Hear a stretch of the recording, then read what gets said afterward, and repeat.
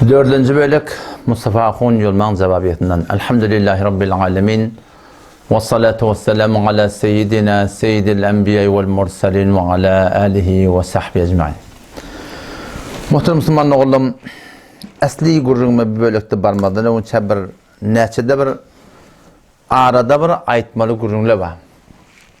Ol avvalki cevabiyede men ağzıma bir iki tane kefal aytdım. Ne kadar adamlar var, onlara bir kep az oluyor, iki kep kep oluyor onlara. Bir kep yarım da taf olana. Ama şu toğlanış bir yerde şöyle manahim.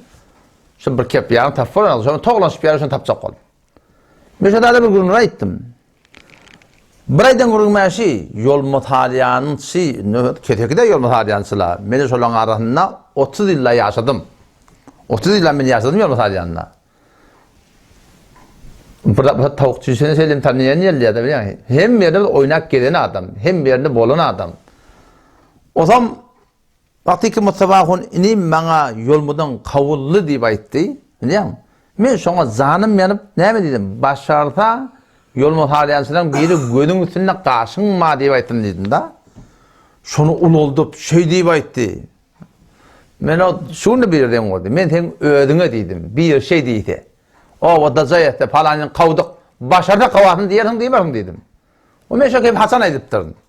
Sen tarafında mukabil ahun adam, o kaptırlı ahun adam. Şu bir ahun adamı yol muhaliyansız, yol muhaliyansız kavdılı deyip du. Meşak hepin mukabilat zanim yanıp başardı, koydun seni bir karşın var dedim da. Şun bir o ululduk gelip böyle şey deyip dur. Baba sen ödün de vatandaş kefayet yana. Diyersin ve diyeyim verdim. Bir tane değilsin, kümüşte falanın kavdık. Erkek bolsun bir ömde olursun diyorsun da. Açık hemşe değil mi? Ne kadar adamlar sorum, bir kep ad, kep ken, bir kep yarımın edin sonra toğlanış kep yerle. Bir toparlarda bak, yine hatta yani şu gurrun üstüne ahlakın ağırbaş teleketi kafirin ahlakına giriftar oluyor. Kafirin ahlakına giriftar olan adamlar var. Ben yakın Arap bol, poşo yol haliyanına, ulata şol yankışıl kavullu diyen gurrun kaptanı ben Arap bol şu rezmi ulata şu da ağdadım da. Şeyle oldu şeyle yol haliyansından hiç karışmayan aydeketleme yalanlayıp başarmarlar. Yok, mola teyacakun ağlıya, ocuya gurun yok, resmi işleyenek falan, hiç kim deyip başarmar. Ben de yerine itip vermedi, yamaşa yerim sucu beceremediler. O zaman şundan gelip bir meskara amiz bir da doğrulaptırlar. Ben ne oldu billah sığırıyor örtüp bana burada beni gürgüp tuttu görümde. Şu ahlak ki Müslüman meskara etmeklik, şu bir tehlike at, Kur'an'da Allah Teala ne mi diye? Müslüman maskara etmekte kasıp bozuklat de. Allah Teala ne mi diye? Ve yeskarune minellezine amenu. Kafirler, Müslümanlar maskara etiyor diye. Sure-i Veylil Mutafifin var okuy. İnnellezine ecremu kanu minellezine amenu yadhakun. Kafirler imanlı adamlara gülüyor diye. Mesela zamanında geçmeyen na. Muhtelif teyfi adam oluyan. Seyfiye doğulumuzdan oluyan, onun oluyan, bunun oluyan. Şunları görüp ben narahap oluyan doğru diye. Halaf sünnete giriftar oldu deyip. Ben hiç vakitte Huday hakikaten ona gülüp maskara edip size tavsiye yandan sonra da şey diyeyim. Çünkü şu bir tehlike de attı efendim bir Müslümanı bir gumrahi de görüp, bir narahati de görüp, bir yanlışlığı görüp, şunu gülmeklik, Allah Teala şey kimin ahlakı deyip de Müslümanı gülmeklik, maskara etmeklik, kafirlerin ahlakı deyip de yani. O zaman şu tehlike ahlak yani nihayet acı, natavan, yani bir zat oңormandıran adamlığın belletti yaşlılar. Şöyle bakın sene gör delilini mi olsa, medrekini mi olsa, bu maskara bazıdan el çekin. El-gıybetu cuhdul aciz diye da. Gıybet etmek acizli adamın marahim, ne mi? Talaşı diye. Hak Türk böyle ne mi diye? İç yansın fıkılık diye. İç yansın ne mi? Ne bileyim, mallar gidip durla. Bol da boptur, iç yansın fıkılık, iç yansın fıkılık sarıyor diye falan. Ne mi? Fakir ne mi? İç yansın fıkılığı gelip de var. Sünniyalık filmleri bize geldi. Nihayet acizliği. Gen kalmadan o toyulacağın takdirdin. Ne kadar acizi, erkadım gelir, erkadım olur. Ne? Dürbün getirme, oturuşukunu bir teyar deyip de, dürbün getirme, ne dürbün ne mi sen defeğinde duruyor, dürbün ne mi? O dürbün durdu, o ne dürbün oldu nağa? İradı var mı sen şu oturuşun oldu? Bilmem yanına adam alıp gelme, ne manası var yanına, ne bir nesne barcak da ne mirad varsın? İrad var mısın? Bakın oturuşun adamın ne mayı var? Bilmem 7 tane kitap belirledip 7 tane kitap bilen bulmalı. Cenab-ı Teala olacağın tavsiye muhterem ustad. Hüzrene yetip otursun.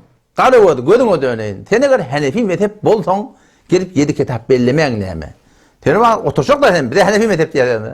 Sen dedin Hanefi mezhep diyen değil mi? Sen gel Hanefi mezhebin mebnatı bilen haytı bir bahsi oturuşma olsa, bir ne mi dedin inşallah? Oturuşaylı becire gelip de var akım bir huttatları koyup da hamanı var akım men gelmekten çekilyen nemeyecek olup, burada hatta ağdayanlar ki barılacak ya şöyle biliyorum. Yok o da sadece sen men Hanefi mezhep deyedi. Sen taze vurun. Sen Hanefi mezhep deyedi, sen hayır kitaptan getir.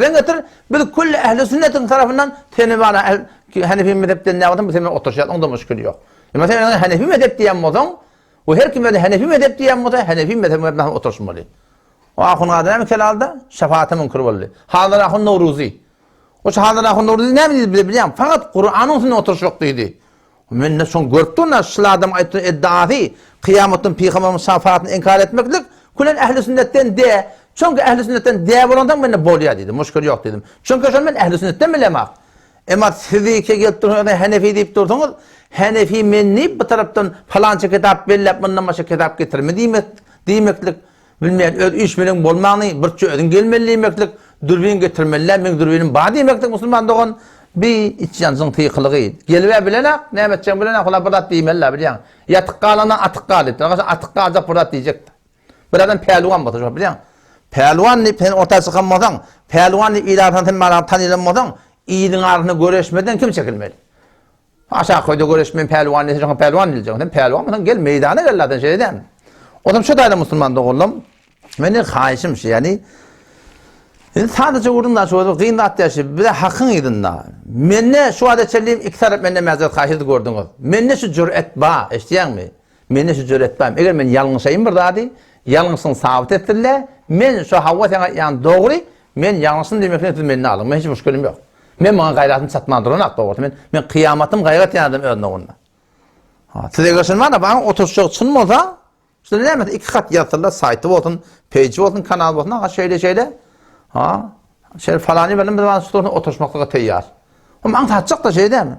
Onu teyit bolan, oturuşakla şular.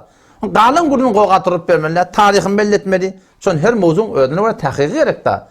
Seyfiye Doğulu ben bir oturuşma oğlumda var, akım ben sonra 3 ay rahmet çektim. 3 aylap. Son tahqiq etme oliyatın emmiladı batında keplemelerin. Tarixin belli etmektik. Ondan sonra ne mi?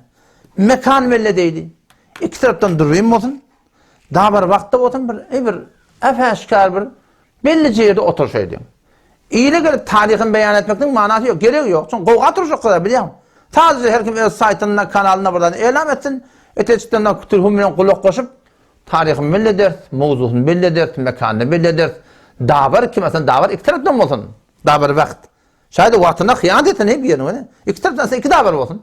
Şu doğrultuda kavlukla oturuşmakla inşallah Teala min marahımına hayat ardım, min maksadım şu ki bir hakka yeteyim Müslüman doğumlu.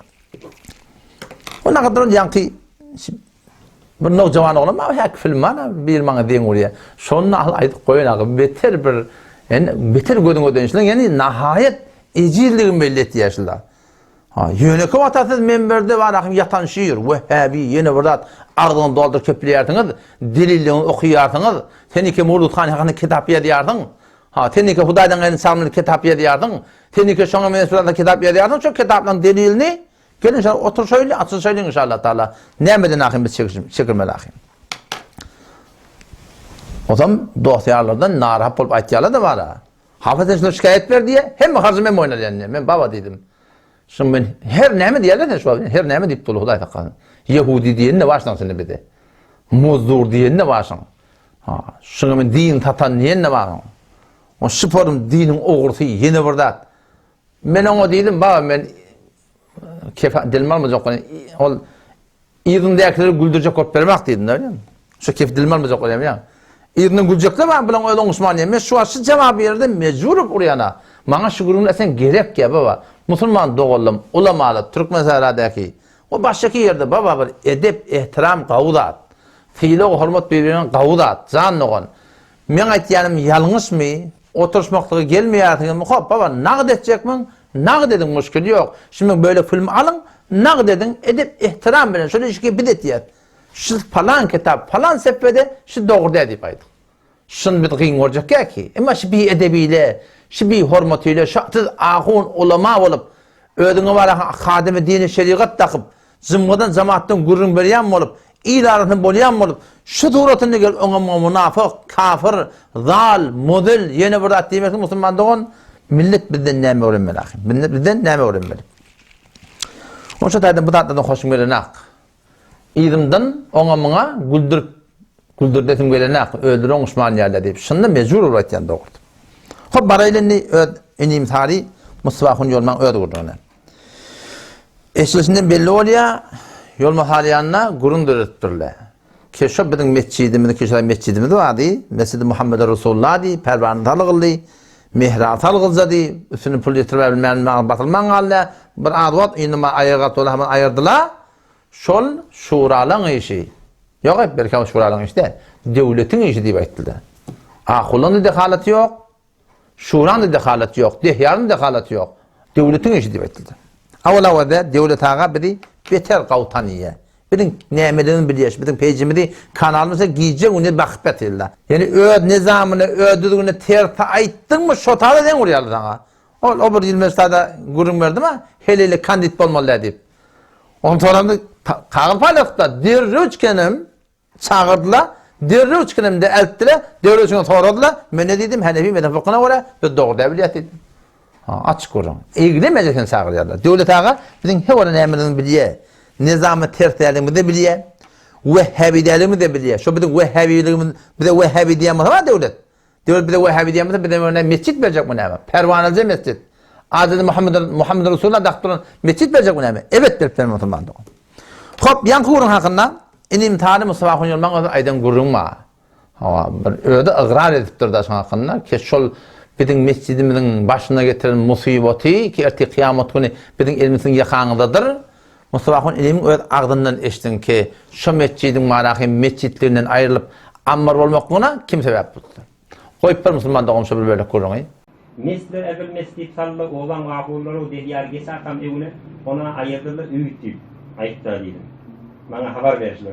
Mesler evvel mescid salla olan ahulları dehyar gesakam evine ona ayırdılar üyüttü. Ayıpta dedim.